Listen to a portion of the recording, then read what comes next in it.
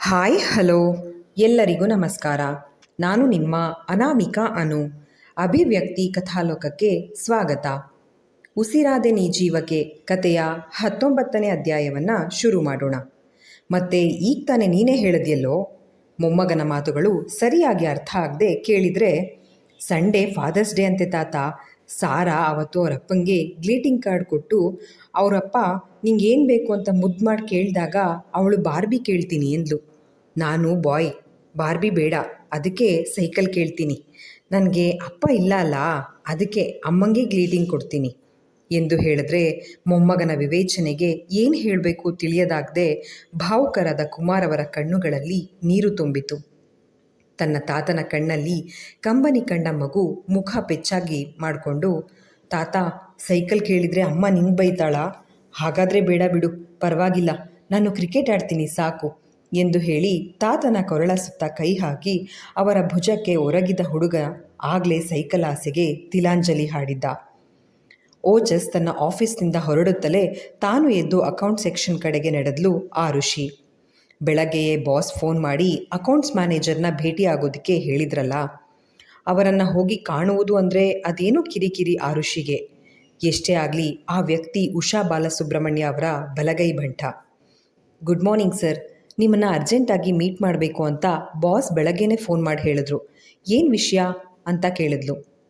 ಅವಳನ್ನು ನಿಲ್ಲಿಸ್ಕೊಂಡೇ ಮಾತು ಶುರು ಮಾಡಿದ ಅಕೌಂಟ್ಸ್ ಮ್ಯಾನೇಜರ್ ಸದಾಚಾರ್ ಅವರ ಧ್ವನಿಯಲ್ಲಿ ಅತಿಯಾದ ಅಹಂಕಾರ ತುಂಬಿತ್ತು. ಆದರೆ ಇದೆಲ್ಲವೂ ಆರುಷಿಗೆ 2 ವರ್ಷಗಳಲ್ಲಿ ಅಭ್ಯಾಸವಾಗಿಬಿಟ್ಟಿದೆ. ಹಾಗಾಗಿ ಅವರ ಯಾವ ಕೊಂಕು ಮಾತುಗಳು ಇವಳಿಗೆ ಬೇಸರ ಉಂಟು ಮಾಡೋದಿಲ್ಲ.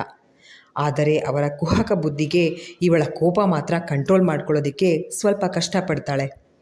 ನೋಡಿ ಆರುಷಿ, ಮುಂದಿನ ವಾರ ನಮ್ಮ ಕಂಪನಿ ಒಪ್ಕೊಂಡಿರೋ ಮದುವೆಗೆ ಮಾಡಬೇಕಾಗಿರೋ ಅರೇಂಜ್ಮೆಂಟ್ಸ್ಗಳ ಬಗ್ಗೆ ಮಾತನಾಡೋದಕ್ಕೆ ನಿಮ್ಮನ್ನು ಕರೆಸಿದ್ದು ಎಂದು ಹೇಳಿ ಕಾರ್ಯಕ್ರಮದ ಖರ್ಚಿಗೆ ಎಂದು ಒಂದು ಚೆಕ್ಕನ್ನು ಅವಳೆಡೆಗೆ ಹಿಡಿದ್ರು. ಚೆಕ್ ಮೇಲೆ ಕಣ್ಣಾಡಿಸುತ್ತಲೇ ಆರುಷಿ ಸಹನೆಯ ಕಟ್ಟೆ ಒಡೆದು ಹೋಯಿತು. ಸರ್, ಕ್ಲೈಂಟ್ ನಮಗೆ 10 ಲಕ್ಷದ ಬಜೆಟ್ನಲ್ಲಿ ಆರ್ಡರ್ ಕೊಟ್ಟಿರೋದು. ನೀವು ನನಗೆ ಬರೀ 7 ಲಕ್ಷದ ಚೆಕ್ ಕೊಟ್ಟಿದ್ದೀರಾ, ಹೇಗಾಗುತ್ತೆ ಎಂದು ಕೇಳಿದ್ರೆ ಎದ್ದು ನಿಂತು ತಾನೇನು ಕಡಿಮೆ ಇಲ್ಲ ಅಂತ ಸಿಟ್ಟಾದ ಸದಾಚಾರ್, ಹೇಗಾಗತ್ತೆ ಅಂದರೆ 30% ಲಾಭ ಇಟ್ಕೊಂಡು ತಾನೇ ನಾವು ಕೆಲಸ ಮಾಡೋದು. ಹಾಗಾಗಿ ಇನ್ಮೇಲೆ ಯಾವುದೇ ಕೆಲಸದ ಆರ್ಡರ್ ಬಂದರೂ ಮೊದಲೇ ಅದರಲ್ಲಿ 30% ಕಟ್ ಮಾಡ್ಕೋಬೇಕಾಗತ್ತೆ. ಈ ಮೊದಲು ನೀನು ಎಲ್ಲ ಕೆಲಸ ಮುಗಿದ ಮೇಲೆ ಕೊನೆಯಲ್ಲಿ ಉಳಿದ ಹಣನ ಕಂಪನಿಗೆ ರೆಮಿಟ್ ಮಾಡ್ತಾ ಇದ್ದೆ. ಆಗ ನಾವು ಅದನ್ನು ಲಾಭ ಅಂತ ಪರಿಗಣಿಸ್ತಾ ಇದ್ವಿ. ಇನ್ಮೇಲೆ ಹಾಗಾಗಲ್ಲ ಆರುಷಿ. ಮೊದಲೇ ಲಾಭದ ಮೊತ್ತನ ಕಟ್ ಮಾಡಿಕೊಂಡು ಫಂಕ್ಷನ್ ಖರ್ಚಿಗೆ ದುಡ್ಡು ಕೊಡಲಾಗುತ್ತೆ ಎಂದು ಹೇಳಿದರು. ಖಡಾಖಂಡಿತವಾಗಿ 30% ಲಾಭ ಅಂತ ಹೇಳೋಕ್ಕಾಗಲ್ಲ ಸರ್. ಮದುವೆ ಸಾಮಗ್ರಿಗಳ ಬೆಲೆಯಲ್ಲಿ ಏರುಪೇರು ಆಗಿರೋ ಕಾರಣ ಲಾಭ ಸಹ ಕೊಂಚ ಆ ಕಡೆ ಈ ಕಡೆ ಆಗುತ್ತೆ ಎಂದು ಆರುಷಿ ಪರಿಸ್ಥಿತಿಯನ್ನು ಎಷ್ಟೇ ವಿವರಿಸಲು ಪ್ರಯತ್ನಿಸಿದರೂ ಅಕೌಂಟ್ಸ್ ಮ್ಯಾನೇಜರ್ ಇವಳ ಒಂದು ಮಾತನ್ನು ಕೇಳೋದಕ್ಕೆ ಸಿದ್ಧ ಇರಲಿಲ್ಲ. ಕೊನೆಗೆ ಅವರ ಹಠಕ್ಕೆ ತಾನೇ ಸೋತು ಬೇಸರದ ನಿಟ್ಟುಸಿರು ಬಿಟ್ಟು ವಾಪಸ್ಸು ತನ್ನ ಕ್ಯೂಬಿಕಲ್ಗೆ ಬಂದವಳು ತ್ವಿಷಾನ ಕರೆದು ಮುಂದಿನ ವಾರದ ಮದುವೆಯ ಖರ್ಚಿನ ಪಟ್ಟಿಯನ್ನು ತರಿಸ್ಕೊಂಡು ಎಲ್ಲೆಲ್ಲಿ ವೃಥಾ ಖರ್ಚುಗಳು ಅನಿಸುತ್ತೋ ಅಲ್ಲೆಲ್ಲ ಡಿಡಕ್ಷನ್ ಮಾಡೋ ಬಗ್ಗೆ ಯೋಚಿಸ್ತಾ ಹೊಸ ಪಟ್ಟಿನ ಮಾಡ್ತಾ ಕೂತ್ಕೊಂಡ್ಳು. ಈ ಕೆಲಸಗಳ ಮಧ್ಯೆ ಊಟದ ಸಮಯ ಆಗಿದ್ದೇ ತಿಳಿಲಿಲ್ಲ. ಆರು, ಲೇಟ್ ಆಯಿತು, ಮೊದಲು ಊಟ ಮಾಡಿ ಆಮೇಲೆ ಕೂತು ಲಿಸ್ಟ್ ಚೆಕ್ ಮಾಡು ಎಂದು ತ್ವಿಷಾ ಹೇಳಿದ್ರೆ ಗೆಳತಿಯ ಮಾತಿಗೆ ಹೂಗುಟ್ಟಿ ಅವಳ ಜೊತೆಗೆ ಆಫೀಸ್ ಕ್ಯಾಂಟೀನ್ಗೆ ಹೋದವಳು ಊಟ ಮಾಡೋ ಮೊದಲು ಮನೆಗೆ ಕರೆ ಮಾಡಿ ಚಿಂಟು ಜೊತೆ ಮಾತನಾಡಿ ಅವಂದು ಊಟ ಆಯ್ತಾ ಅಂತ ವಿಚಾರಿಸಿದ್ಲು. ಹ್ಞೂ ಅಮ್ಮ, ನಂದು ಊಟ ಆಯಿತು, ನೀನು ಊಟ ಮಾಡಿದ್ಯಾ ಎಂದು ಕೇಳಿದ್ದ ಚಿಂಟು. ಈಗ ಮಾಡಬೇಕು ಚಿಂಟು, ನಿನ್ನ ಸ್ಕೂಲ್ ಹೇಗಿತ್ತು, ಏನೇನು ಹೇಳಿಕೊಟ್ರು ಎಂದು ಕೇಳಿದ್ದೇ ತಡ ದಿನದ ಪೂರಾ ವರದಿ ಒಪ್ಸೋಕೆ ಶುರು ಮಾಡಿಬಿಟ್ಟ. ಅಮ್ಮ, ತಾತ ಹೇಳಿಕೊಟ್ಟ ABCD ತಪ್ಪಂತೆ, ನಮ್ಮ ಮಿಸ್ ಹೇಳಿದ್ರು. ಫೋ ಅಂತ ಗಲ್ಲದ ಮೇಲೆ ಕೈ ಇಟ್ಟು ಅದೇನೋ ದೀರ್ಘವಾಗಿ ಯೋಚಿಸಿ, ಹಾಂ ಫೋನಿಕ್ಸ್ ಕಲಿಬೇಕು ಅಂತ, ಆ ಬ ಕ ಡ ಅಂತ ಹೇಳಿ ಜೋರಾಗಿ ನಕ್ಬಿಟ್ಟ. ಹೌದಾ ಚಿಂಟು, ಗುಡ್ ಬಾಯ್. ನಿಮ್ಮ ಮಿಸ್ಸು ಏನು ಹೇಳ್ಕೊಡ್ತಾರೋ ಅದನ್ನು ಮನಸ್ಸಿನಲ್ಲಿಟ್ಟು ಕಲಿ, ಆಗ ಜಾಣ ಆಗ್ತೀಯ. ಈಗ ಅಮ್ಮ ಊಟ ಮಾಡಬೇಕು, ಫೋನ್ ಇಡ್ಲಾ ಅಂತ ಕೇಳಿದ್ರೆ ಅಮ್ಮನ ಮಾತಿಗೆ ಸರಿ ಅಂದ. ತನ್ನ ಕಂದನಿಗೆ ಫೋನ್ನಲ್ಲೇ ಮುತ್ತಿಟ್ಟು ಕರೆ ಕಟ್ ಮಾಡಿದವಳ ಮುಖದ ಮೇಲಿನ ಟೆನ್ಷನ್ ಕೊಂಚ ಕಡಿಮೆ ಆದಂತಿತ್ತು. ಆದರೆ ಆರುಷಿ ತಲೆ ಮೇಲಿರುವ ಕೆಲಸದ ಭಾರ ಎಷ್ಟಿದೆ ಅನ್ನೋದು ತ್ವಿಷಾಗೆ ತಿಳಿದಿದೆ. ಮದುವೆ ಮನೆಯಲ್ಲಿ ಯಾವುದೇ ಅರೇಂಜ್ಮೆಂಟ್ಸ್ ತಪ್ಪಾದರೆ ಅಥವಾ ಗ್ರಾಹಕರ ಮನಸ್ಸಿಗೆ ಸಮಾಧಾನ ತಂದಿಲ್ಲದೇ ಇದ್ದರೆ ಆ ಎಲ್ಲ ಹೊಣೆಗಾರಿಕೆ ಆರುಷಿ ತಲೆ ಮೇಲೆ ಬೀಳುತ್ತೆ. ಆದರೂ 2 ವರ್ಷದಿಂದ ಸಮರ್ಪಕವಾಗಿ ಕೆಲಸ ಮಾಡ್ಕೊಂಡು ಬಂದಿರುವ ಆರುಷಿ ತನ್ನ ಕಾರ್ಯವೈಖರಿ ಹಾಗೆ ಚಾಣಾಕ್ಷತನದಿಂದ ಕಂಪನಿಯ ಹೆಸರನ್ನು ಗಗನದೆತ್ತರಕ್ಕೆ ಬೆಳೆಸಿದ್ದಾಳೆ. ಆದರೆ ಈಗ ತನ್ನ ಬಾಸ್ನ ಹೆಂಡತಿ ಕಂಪನಿಯ ಕೆಲಸಗಳಲ್ಲಿ ಮೂಗು ತೂರಿಸಲು ಶುರು ಮಾಡಿ ಆರುಷಿ ಪಾಲಿನ ಸಂಕಷ್ಟಗಳನ್ನು ಹೆಚ್ಚಿಸಿದ್ದಾರೆ. ಆದರೆ ಈ ಕಿರಿಕಿರಿಯನ್ನು ಸಹ ಚಾಲೆಂಜ್ನಂತೆ ಸ್ವೀಕರಿಸಿ ತನ್ನ ಕೆಲಸವನ್ನು ಉತ್ತಮಗೊಳಿಸುವ ಕಡೆ ಗಮನ ಹರಿಸ್ತಾ ಇದ್ಲು. ಒಂದು ಮಟ್ಟಕ್ಕೆ ತನ್ನ ಕೆಲಸಗಳನ್ನೆಲ್ಲ ಮುಗಿಸಿದ್ದ ಆರುಷಿ ಸಂಜೆ ಮನೆಗೆ ಹೊರಡೋದಕ್ಕೆ ಇನ್ನೇನು ತನ್ನ ವಸ್ತುಗಳನ್ನು ಬ್ಯಾಗಿಗೆ ತುಂಬಿಕೊಳ್ತಾ ಇದ್ಲು. ಅಷ್ಟರಲ್ಲಿ ತನ್ನ ಮೊಬೈಲ್ಗೆ ಬಂದ ಕರೆ ಸ್ವೀಕರಿಸಿ ಮಾತನಾಡಿ ಅಸಹನೆಯಲ್ಲಿ ಹಣೆ ನೀವ್ಕೊಂಡ್ಳು. ಹಿಂದಿನ ದಿನ ಬಟ್ಟೆ ಅಂಗಡಿಯಲ್ಲಿ ಶಾಪಿಂಗ್ ಮಾಡಿದ್ದ ಜೋಡಿ ಯಾವುದೋ ಬಟ್ಟೆ ಮೆಚ್ಚುಗೆ ಆಗಿಲ್ಲ ಅಂತ ಈಗ ಎಕ್ಸ್ಚೇಂಜ್ ಮಾಡಲು ಹೋಗಿದ್ರೆ ಅಂಗಡಿಯವರು ಅದು ಡ್ಯಾಮೇಜ್ ಆಗಿದೆ, ನಾವು ವಾಪಸ್ ತಗೊಳ್ಳೋದಿಲ್ಲ ಅಂತ ಹೇಳ್ತಾ ಇದ್ದಾರೆ ಅಂತ ಹುಡುಗಿ ಈವೆಂಟ್ ಮ್ಯಾನೇಜ್ಮೆಂಟ್ ಕಂಪನಿಗೆ ಫೋನ್ ಮಾಡಿ, ನೀವು ತಾನೇ ಶಾಪಿಂಗ್ ಮಾಡಿಸಿದ್ದು, ಈಗ ನೀವೇ ಬಂದು ಅಂಗಡಿಯವರನ್ನು ಒಪ್ಪಿಸಿ ಅಂತ ಆರುಷಿಗೆ ದಬಾಯಿಸಿ ಫೋನ್ ಕಟ್ ಮಾಡಿದ್ಲು. ತ್ವಿಷಾ, ಅದೇನು ಅಂತ ಸ್ವಲ್ಪ ಹೋಗಿ ನೋಡ್ತೀಯಾ? ಆರುಷಿ ಕೋರಿಕೆಯನ್ನು ನಿರಾಕರಿಸಿಬಿಟ್ಲು. ನಿನ್ನೆ ಅರ್ಧ ದಿನ ಅವ್ರ ಜೊತೆಗೆ ಶಾಪಿಂಗ್ ಹೋಗಿ ಮೆಂಟಲ್ ಆಗಿದ್ದೆ, ಇವತ್ತು ಹೋದರೆ ಅಷ್ಟೇ ನನ್ನ ಕತೆ. ಆ ಹುಡುಗಿಗೆ ಬಟ್ಟೆ ಒಡವೆಗಳ ವಿಚಾರದಲ್ಲಿ ಟೇಸ್ಟೂ ಇಲ್ಲ, ಪೇಷನ್ಸೂ ಇಲ್ಲ. ಪ್ಲೀಸ್ ಆರು, ಬೇರೆ ಏನೇ ಕೆಲಸ ಇದ್ರೂ ಹೇಳು, ಆದರೆ ಮತ್ತೆ ಆ ಕ್ಲೈಂಟ್ ಜೊತೆಗೆ ಅಂಗಡಿಗೆ ಹೋಗೋ ಸಾಹಸ ನಾನು ಮಾಡಲಾರೆ ಎಂದು ಹೇಳುವಾಗಲೇ ಆರುಷಿ ಕ್ಯಾಬಿನ್ ಒಳಗೆ ಓಜಸ್ ಬಂದಿದ್ದ. ಏನ್ರೀ ಮಿಸ್ ತ್ವಿಷಾ, ಕಿರಿಕಿರಿ ಅನ್ನೋ ಹೆಸರಲ್ಲಿ ನೀಟಾಗಿ ಕೆಲಸವನ್ನೆಲ್ಲ ಆರು ತಲೆ ಕಟ್ತಾ ಇದ್ದೀರಾ, ಚಾಲಾಕಿ ಹೆಣ್ಣು ಎಂದು ಹೇಳಿ ನಕ್ಕರೆ ತುಟಿ ಕೊಂಕಿಸಿದವಳು, ನಾನು ನಿಮ್ಮ ಜೊತೆ ಮಾತಾಡಲ್ಲ ಮಿಸ್ಟರ್ ಓಜಸ್, ನೀವು ನನಗೆ ತುಂಬ ಹರ್ಟ್ ಮಾಡಿದ್ದೀರಾ ಎಂದು ಹೇಳಿ ಅಲ್ಲಿಂದ ಸರಿದು ಹೋದರೆ ತನ್ನ ಗೆಳತಿಯತ್ತಲೇ ಗೊಂದಲದ ಮುಖ ಮಾಡಿ ನೋಡಿದ ಆರುಷಿ, ಇವಳಿಗೆ ಏನು ಬೇಜಾರು ಮಾಡಿದ್ರಿ ಚಂದ್ರ? ಹುಬ್ಬು ಕುಣಿಸಿ ಕೇಳಿದ್ರೆ ತಲೆ ಅತ್ತಿತ್ತ ಆಡಿಸಿ, ನಿಜವಾಗ್ಲೂ ಗೊತ್ತಿಲ್ಲ ಆರು, ಬೆಳಗ್ಗೆ ನಿಮ್ಮನ್ನು ಡ್ರಾಪ್ ಮಾಡಿ ನನ್ನ ಕೆಲಸಕ್ಕೆ ಹೋದವನು ನನ್ನ ಪಾರ್ಟ್ನರ್ ಜೊತೆಗೆ ಯಾವುದೋ ವಿಷಯಕ್ಕೆ ಜಗಳ ಆಡಿ ನಂತರ 2 ಸೈಟ್ ವಿಸಿಟ್ ಮಾಡಿ ನೇರ ಇಲ್ಲಿಗೆ ಬರ್ತಾ ಇದ್ದೀನಿ. ಇವತ್ತು ನನ್ನ ಡೇಟಿಂಗ್ ಆ್ಯಪ್ ಕಡೆಗೆ ಗಮನ ಕೂಡ ಹರಿಸಿಲ್ಲ, ಬಾರ್ ಕಡೆ ಮುಖ ಕೂಡ ಮಾಡಿಲ್ಲ. ನಿಮ್ಮನ್ನು ಸೇಫಾಗಿ ಮನೆ ಕರ್ಕೊಂಡು ಹೋಗಬೇಕಾಗಿರೋ ಜವಾಬ್ದಾರಿ ಹೊತ್ತಿದ್ದೀನಲ್ವಾ? ನಿಮ್ಮ ವಿಷಯದಲ್ಲಿ ನೋ ರಿಸ್ಕ್ ಕಣ್ರಿ, ನಿಮಗಾಗಲ್ಲ, ಚಿಂಟುಗೋಸ್ಕರ ಅಂತ ಹೇಳ್ದ. ಅವನ ಮಾತಿಗೆ ನಸು ನಕ್ಕವಳು, ಥ್ಯಾಂಕ್ಸ್. ಹಾಗೆ ಒಂದು ಮಾತು ಚಂದ್ರ, ಚಿಂಟುಗೋಸ್ಕರ ಇಷ್ಟೆಲ್ಲ ಮಾಡ್ತಾ ಇರೋರಿಗೆ ಹೆತ್ತ ತಾಯಿಗೋಸ್ಕರ ಮದುವೆ ಆಗಿ ಸೆಟಲ್ ಆಗೋದು ಕಷ್ಟ ಅಲ್ಲ ಅಲ್ವಾ ಎಂದು ಕೇಳಿದ್ಲು.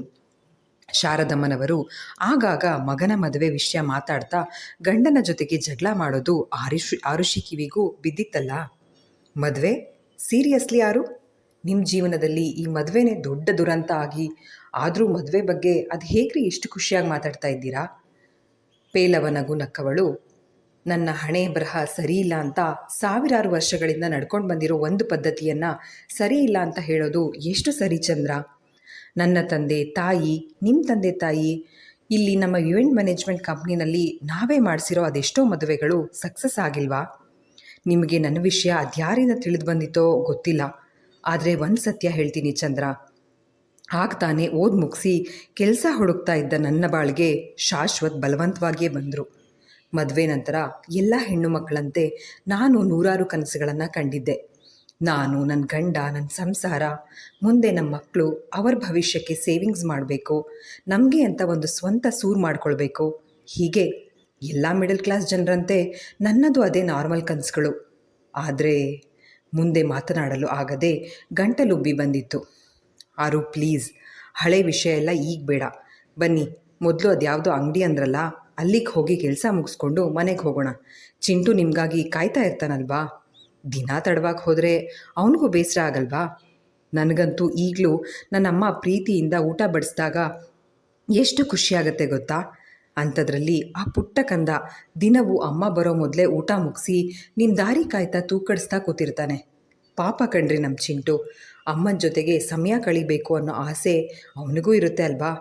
ಅದಕ್ಕೆ ಬನ್ನಿ ಬೇಗ ಬೇಗ ಕೆಲಸ ಮುಗಿಸಿ ಮನೆಗೆ ಹೋಗಿ ನಂತರ ಚಿಂಟುನ ನಾವೇ ನೀವು ಪಾರ್ಕಿಗೆ ಕರ್ಕೊಂಡು ಹೋಗಿ ಆಟ ಆಡಿಸಿ ಅಂತ ಹೇಳಿದ್ರೆ ಓಜಸ್ ಮಾತಿನಲ್ಲಿ ಸತ್ಯ ಇದೆ. ನಾನು ಯಾಕೆ ಎಂದೂ ಹೀಗೆ ಯೋಚಿಸಿಲ್ಲ ಅಂತ ತನ್ನ ಮೇಲೆ ತಾನೇ ಬೇಸರ ಪಟ್ಕೊಂಡು, ಬನ್ನಿ ಚಂದ್ರ, ಈ ಅಂಗಡಿಯವರತ್ತು ಅದೇನು ಕೂಳು ಅಂತ ಮೊದಲು ವಿಚಾರಿಸಿ ಬೇಗ ಮನೆಗೆ ಹೋಗೋಣ ಎಂದು ಹೇಳಿ ಓಜಸ್ ಜೊತೆಗೆ ಹೊರಟ್ಲು. ತನ್ನ ಕಡೆಗೆ ಯಾವುದೇ ಒಲವು ತೋರದ ಹುಡುಗನ ಮೇಲೆ ತನ್ನ ಬೇಸರ ಹೆಚ್ಚಿಸಿಕೊಂಡಿರೋ ತ್ವಿಷಾಗೆ ಆರುಷಿ ಮೇಲೆ ಅರಿಯದ ಅಸೂಯೆ ಶುರುವಾಗಿತ್ತು. ಓಜಸ್ ಚಂದ್ರನ ಕೈನಿಂದ ತಪ್ಪಿಸಿಕೊಳ್ಳುವ ಸಲುವಾಗಿ ಅಂದು ಆಟೋ ಏರಿ ತಲೆ ತಪ್ಪಿಸಿಕೊಂಡು ಓಡಿ ಹೋಗಿದ್ದ ಶ್ರೀಕಂಠಮೂರ್ತಿಯವರು ಇನ್ನೂ ತಮ್ಮ ಮಡದಿ ಮಗಳ ಹುಡುಕಾಟ ನಡೆಸ್ತಿದ್ರೆ ಹಠಾತ್ತಾಗಿ ಅವರ ಕಣ್ಣಿಗೆ ವಿಜಯ್ ಶಾಶ್ವತ್ ಕಾಣಿಸ್ಕೊಂಡ್ಬಿಟ್ಟಿದ್ದ. ಸಿಕ್ಕ ಅವಕಾಶವನ್ನು ಸದುಪಯೋಗ ಪಡಿಸ್ಕೊಂಡ ಶ್ರೀಕಂಠಮೂರ್ತಿಯವರು ಅವನನ್ನು ಮೆಲ್ಲಗೆ ಹಿಂಬಾಲಿಸಿ ಅವನು ಉಳಿದುಕೊಂಡಿರುವ ಮನೆಯ ವಿಳಾಸವನ್ನು ಪತ್ತೆ ಹಚ್ಚಿದ್ರು. ಹಣದ ಆಸೆ ತೋರಿಸಿ ನನ್ನನ್ನು ನಿಮ್ಮ ತಂದೆ ಹಾಗೆ ನಾಟಕ ಆಡೋವಂತೆ ಒಪ್ಪಿಸಿ ನಂತರ ನಿನ್ನ ಮೇಲೆ ಪೊಲೀಸ್ ಕೇಸ್ ಹಾಕ್ತಾನೆ ತಲೆ ತಪ್ಪಿಸ್ಕೊಂಡು ಓಡಿ ಹೋಗಿದ್ದು ಅಲ್ಲದೆ ನನಗೆ 2 ವರ್ಷ ಜೈಲ್ವಾಸ ಆಗೋ ಹಾಗೆ ಮಾಡಿದೆ ಅಲ್ವಾ? ಈಗ ನನ್ನ ಹೆಂಡತಿ ಮಗಳನ್ನು ಹುಡುಕ್ತಾ ನಾಯಿ ಥರ ಬೀದಿ ಬೀದಿ ಅಲ್ಲಿಯೋ ಹಾಗೆ ಮಾಡಿರೋ ನಿನ್ನನ್ನು ಸುಮ್ಮನೆ ಬಿಡಲ್ಲ.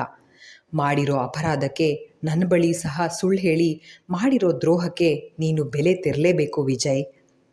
ಆದರೆ ನಿನಗೆ ಶಿಕ್ಷೆನ ಪೊಲೀಸ್ನವರ ಕೈನಲ್ಲಿ ಅಲ್ಲ, ಆ ರಾಕ್ಷಸನ ಕೈನಲ್ಲೇ ಸಿಗೋ ಹಾಗೆ ಮಾಡ್ತೀನಿ. ಬುಸುಗುಡುತ್ತಾ ತೊಡೆಯ ಮೇಲೆ ಆಗಿದ್ದ ಗಾಯವನ್ನು ಮೆಲ್ಲಗೆ ಸವರಿಕೊಂಡು, ಆದಷ್ಟು ಬೇಗ ಓಜಸ್ ಎಲ್ಲಿ ಸಿಗ್ತಾನೆ ಅಂತ ಪತ್ತೆ ಹಚ್ಚಬೇಕು ಎಂದು ಯೋಚಿಸುತ್ತಾ ತಾನು ಮಾತ್ರ ಯಾವುದೇ ಕಾರಣಕ್ಕೂ ವಿಜಯ್ ಕಣ್ಣಿಗೆ ಬೀಳದಂತೆ ಜಾಗ್ರತೆ ವಹಿಸಬೇಕು ಎಂದು ಮುಖಕ್ಕೆ ಮಫ್ಲರ್ ಸುತ್ತಕೊಳ್ತಾ ಬಸ್ ಸ್ಟಾಪ್ ಕಡೆಗೆ ಹೆಜ್ಜೆ ಹಾಕಿದ್ರು. ಒಂದೇ ಸಮನೆ ತನ್ನ ಕ್ಲೈಂಟ್ನಿಂದ ಬರ್ತಾ ಇರುವ ಕರೆಗಳನ್ನು ಸ್ವೀಕರಿಸಿ ಮಾತನಾಡ್ತಾ ಇರುವ ಆರುಷಿ ಇನ್ನೂ 10 ನಿಮಿಷದಲ್ಲಿ ನಾನು ಬಂದು ತಲುಪ್ತೀನಿ ಅಂತ ಹೇಳಿ ಕಾಲ್ ಕಟ್ ಮಾಡಿದ್ರೆ ಬೈಕ್ ಚಲಾಯಿಸ್ತಾ ಇದ್ದ ಓಜಸ್, ಯಾರ್ರೀ ಅದು ಜಿಗಣೆ ಪಾರ್ಟಿ ಎಂದು ಕೇಳಿದ. ಯಾರೋ ಗೌತಮಿ ಅಂತೆ, ಮದುವೆ ಹೆಣ್ಣು, ಬರ್ತಾ ಇದ್ದೀವಿ ಮೇಡಮ್, ಆನ್ ದ ವೇ ಅಂತ ಹೇಳಿದ್ರು ಕಾಯೋ ಪೇಷನ್ಸ್ ಇಲ್ಲ. ನೋಡಿ ಅದೆಷ್ಟು ಸಲ ಕರೆ ಮಾಡಿದ್ದಾರೆ. ಅಸಹನೆಯಲ್ಲಿ ಸಣ್ಣದಾಗಿ ಆಚೀಚೆ ತಲೆ ಆಡಿಸಿ ಹೇಳಿದ್ಲು. ಆದರೆ ಹುಡುಗಿ ಹೆಸರನ್ನ ಕೇಳ್ತಾ ಇದ್ದ ಹಾಗೆ ಬ್ರೇಕ್ ಹೊತ್ತಿ ದಿಢೀರನೆ ಬೈಕ್ ನಿಲ್ಲಿಸಿದ ಓಜಸ್. ಆರು, ಈಗ ಅಂಗಡಿಗೆ ಹೋಗೋದು ಬೇಡ ಅನಿಸುತ್ತೆ, ಪ್ಲೀಸ್ ಮನೆಗೆ ಹೋಗೋಣ, ಪಾಪ ಚಿಂಟು ಕಾಯ್ತಾ ಇರ್ತಾನೆ ಗಲಿಬಿಲಿಗೊಂಡು ಹೇಳಿದ್ದ. ಬೈಕಿಂದ ಇಳಿದು ಅವನನ್ನೇ ವಿಚಿತ್ರ ಅನ್ನೋವಂತೆ ನೋಡಿದ ಆರುಷಿ, ಇದ್ದಕ್ಕಿದ್ದ ಹಾಗೆ ಏನಾಯ್ತು ನಿಮಗೆ? ಇನ್ನೇನು ಅಂಗಡಿ ಹತ್ರ ಬಂದಿದ್ದೀವಿ, ಹೆಚ್ಚಂದರೆ 5 ನಿಮಿಷದ ಕೆಲಸ ಮುಗಿಸ್ಕೊಂಡು ಮನೆಗೆ ಹೋಗೋಣ ಚಂದ್ರ. ನಿಮ್ಗೇನಾದರೂ ಅರ್ಜೆಂಟ್ ಕೆಲಸ ಇದ್ದರೆ ನೀವು ಹೊರಡಿ, ನಾನು ಕೆಲಸ ಮುಗಿಸ್ಕೊಂಡು ಆಮೇಲೆ ಆಟೋ ಹಿಡ್ಕೊಂಡು ಮನೆಗೆ ಹೋಗ್ತೀನಿ. ಆ ತನಕ ಬೇಡ, ಮೊನ್ನೆ ಥರ ಅವನು ನನ್ನ ಕಣ್ಣಿಗೆ ಬಿದ್ದರೆ ಭಯ ಪಡಲ್ಲ, ಬದಲಿಗೆ ತಕ್ಷಣ ಪೊಲೀಸ್ಗೆ ಕಾಲ್ ಮಾಡ್ತೀನಿ ಎಂದಳು. ಅಯ್ಯೋ, ನನಗೆ ಯಾವ ಕೆಲಸನೂ ಇಲ್ಲ ಆರು, ಆದರೆ ನೀವು ಎಷ್ಟು ದೊಡ್ಡ ಪೋಸ್ಟ್ನಲ್ಲಿ ಇರೋರು, ಈವೆಂಟ್ ಆಪರೇಷನ್ ಮ್ಯಾನೇಜರ್, ಅಂಥದ್ರಲ್ಲಿ ಇಂಥ ಸಣ್ಣ ಪುಟ್ಟ ದೂರುಗಳನ್ನೆಲ್ಲ ಅಟೆಂಡ್ ಮಾಡೋದಕ್ಕೆ ಖುದ್ದು ನೀವೇ ಬಂದರೆ ನಿಮ್ಮ ಇಮೇಜ್ ಹಾಳಾಗಲ್ವಾ? ಅದಕ್ಕೆ ಒಂದು ಕೆಲಸ ಮಾಡಿ, ಈಗಲೇ ತ್ವಿಷಾಗೆ ಕರೆ ಮಾಡಿ ಬಂದು ಅದೇನು ಕಂಪ್ಲೇಂಟ್ ಇದೆ ಅದನ್ನು ಅಟೆಂಡ್ ಮಾಡು ಅಂತ ಬಾಸ್ ಥರ ಆವಾಜ್ ಹಾಕಿ.